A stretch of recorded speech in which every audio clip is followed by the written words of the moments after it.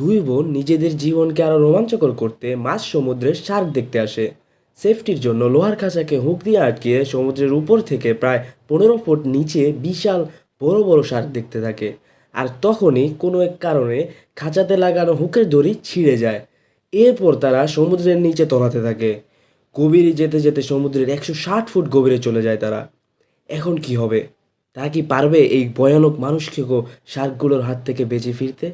মাত্র একটা করে অক্সিজেন সিলিন্ডার দিয়ে তারা কতক্ষণ পানির নিচে টিকে থাকবে? আর সেটা জানতে দেখতে থাকো আমাদের সাথে সম্পূর্ণ ভিডিও। মুভির শুরুতে আমাদের দুজন বোনকে দেখানো হয় যারা সুইমিং করে সময় কাটাচ্ছে। এর নাম হলো কেট। কেট হলো ছোট বোন, আর বড় বোনের নাম হলো লিসা। তারা ছুটি কাটাতে এসেছে মেক্সিকোতে। তোমাদের বলে রাখি, মেক্সিকো কিন্তু অনেক সুন্দর জায়গা। লিসার একজন বয়ফ্রেন্ড ছিল, নাম স্টুয়ার্ট। লিসা তাকে সত্যি সত্যি ভালোবাসতো, কিন্তু স্টুয়ার্ট লিসার সাথে বোর হয়ে যাওয়ায় সে ব্রেকআপ করে নেয়। ফলে স্টুয়ার্ট ব্রেকআপের পর মুভ অন করতে পারলেও লিসা মুভ অন করতে পারে না। সে সত্যি সত্যি স্টুয়ার্টকে ভালোবেসে ফেলেছে, যার ফলে সে নিজের প্রতি ধীরে ধীরে কনফিডেন্স হারিয়ে ফেলে। ছোট বোনকে বড় বোনকে বুঝিয়ে বলে, মন খারাপ করে থাকিস না, তুইও দেখিয়ে দে তুই ওকে ছাড়া খুশি থাকতে পারবি।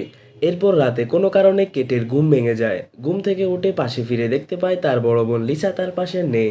পরে সে বাইরে এসে দেখতে পায় তার বড় বোন মন খারাপ করে বসে আছে। তার মন ভালো করার জন্য কেট তাকে নিয়ে বারে আসে।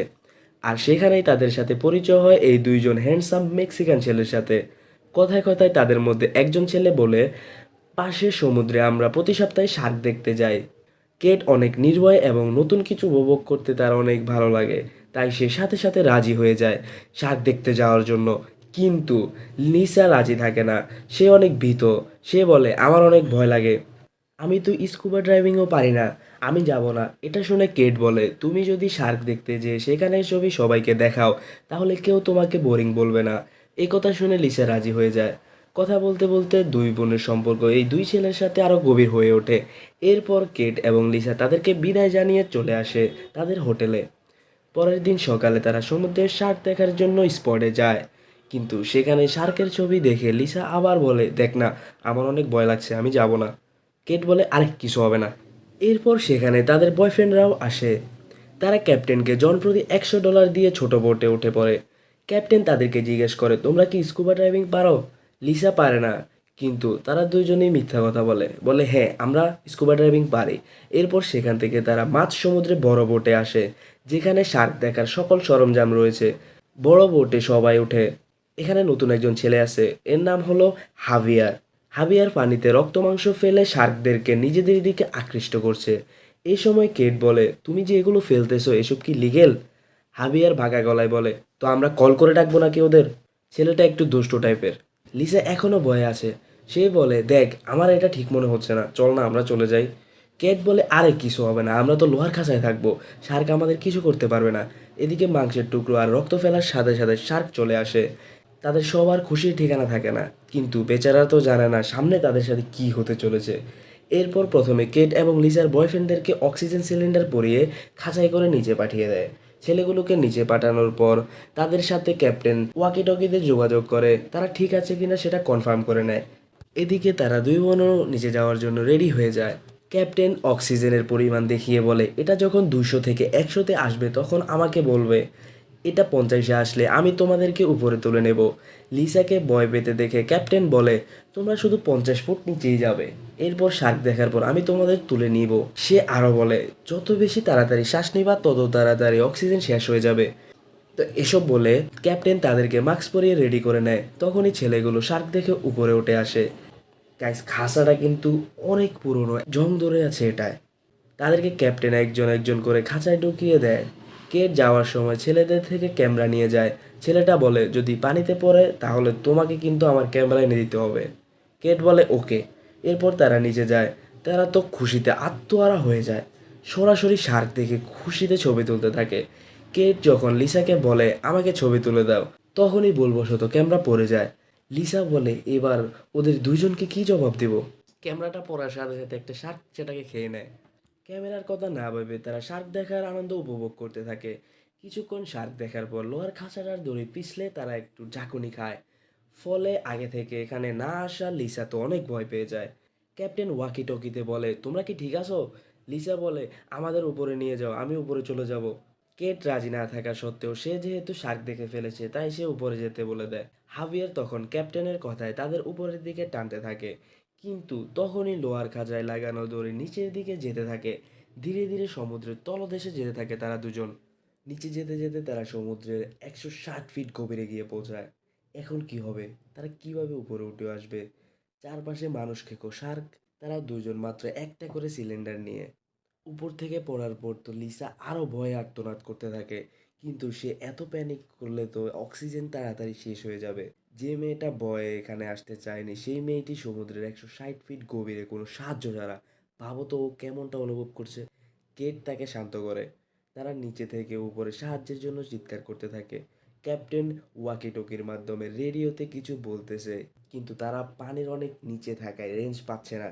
তাদের সাথে যদি কথা বলতে না পারে তাহলে কিভাবে বোঝাবে যে তারা নিচে কি অবস্থায় আছে। তাই কেট খাঁচা থেকে বের হওয়ার সিদ্ধান্ত নেয়। লিসা বলে, বাইরে শার্কগুলো ঘুরতেছে, তারা যে কোনো সময় হামলা করতে পারে। কেট বলে, আমাদের এইটুকু রিস্ক তো নিতেই হবে। তোমাদের মনে হতে পারে ওরা খাঁচা থেকে বের হয়ে সোজা উপরে উঠে আসলেই তো পারে, এমনটা আসলে সম্ভব না।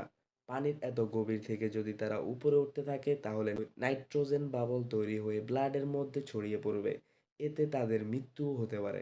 এবার বুঝতে পারলে তো কেন ওরা ডিরেক্ট উপরে উঠতে পারবে না।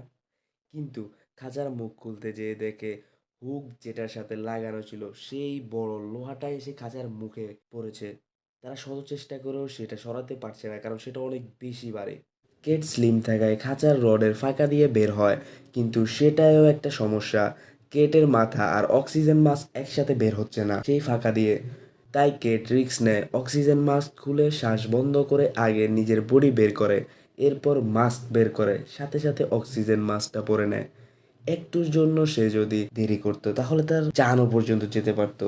এরপর সে ধীরে ধীরে 25 ফিট উপরে যে ক্যাপ্টেনের সাথে যোগাযোগ করতে সক্ষম হয়।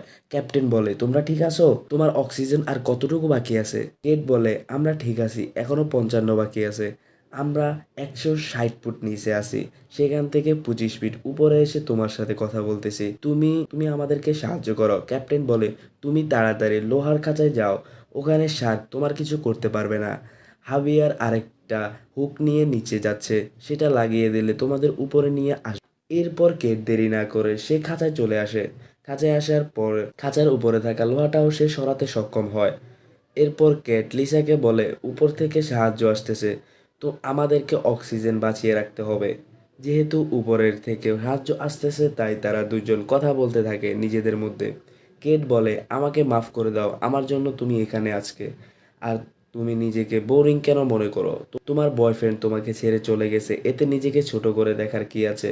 লিসা বলে, তুমি পুরো দুনিয়া করো, যা মন চায় তা করো, ছেলেরা তোমাকে অনেক পছন্দ করে, কিন্তু আমি সেটা পারি না। কেট বলে, আমরা বোন, আমাদের মধ্যে কোনো কম্পিটিশন ছিলই না, তুমি এমন কেন ভাবো? কেট লিসাকে বলে, যেটা মন চায় সেটা করো, অন্যের জন্য নিজেকে কেন দুঃখী করবা? লিসাও বুঝতে পারে। তারা এসব বলতে বলতে হাসতে থাকে। এই কথাগুলোর কারণে লিসা অনেক কনফিডেন্স ফিরে পায়। তখনই উপর দিয়ে বোট যাওয়ার আওয়াজ শোনা যায়। তারা ভাবে বোট তাদের রেখে চলে যাচ্ছে।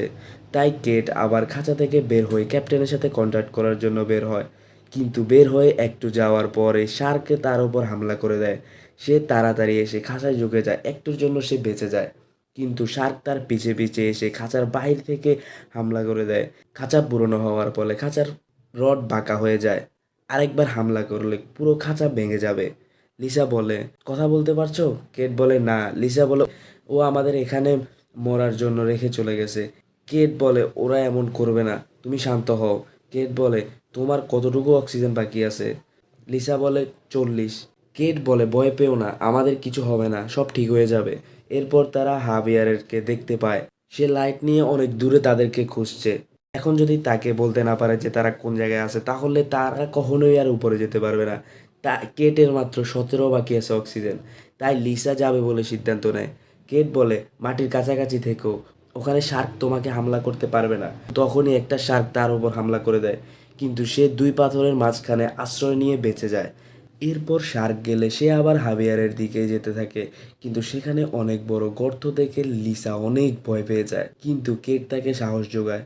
কিছু দূর যেতেই সে হাভিয়ারকে দেখতে পায়, কিন্তু তখনই একটা শার্ক এসে হাভিয়ারকে মেরে দেয়। এদিকে শার্কের ভয়ে লিসা রাস্তা ভুলে যায়। কেট খাঁচার মধ্যে আওয়াজ করে, তাকে দিক নির্দেশনা দেয়। সে হাবিয়ারের নতুন আনা হুক সহ সে খাঁচায় আসতে সক্ষম হয়, কিন্তু দড়িটা অনেক চিকন আগের তুলনায়। তবুও লিসা উপরে যেয়ে ক্যাপ্টেনকে বলে তাদের খাঁচা টানতে, এবং হাবিয়ার যে বেঁচে নেই সেই বিষয়টাও জানায়।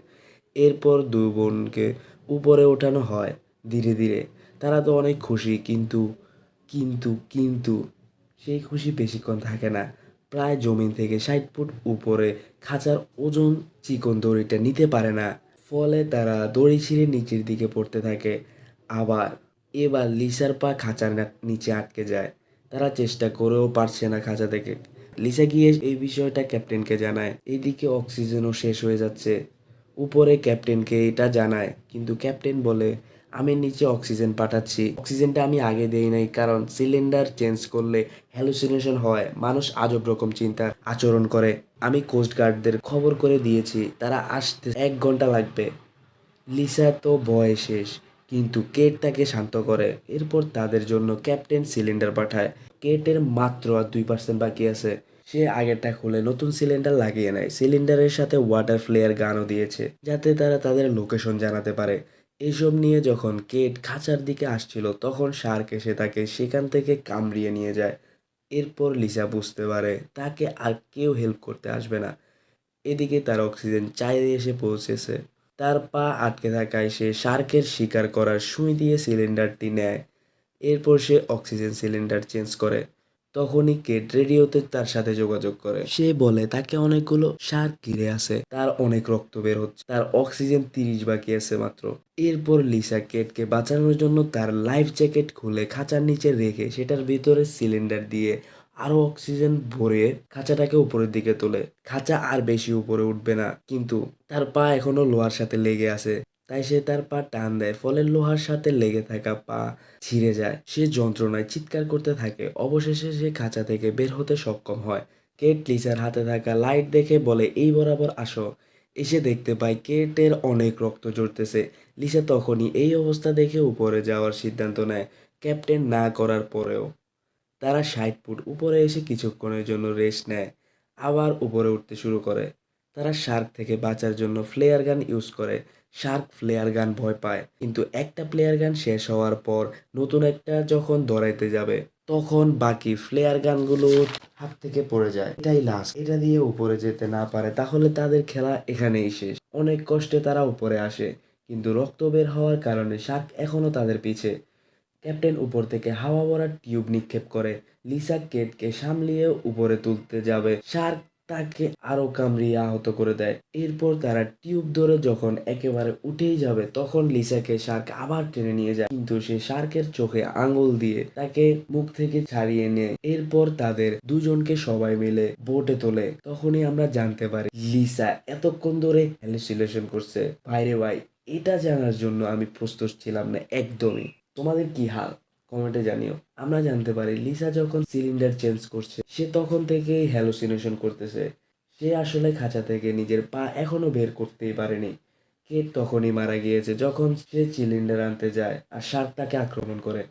ক্যাপ্টেন তো তাদের বলেছিল যে নতুন অক্সিজেন সিলিন্ডার যদি লাগাও তাহলে হ্যালুসিনেশন হবে। সেটার জন্য নতুন সিলিন্ডার পড়ার পর লিসা এতক্ষণ সবকিছু হ্যালুসিনেট করতে থাকে।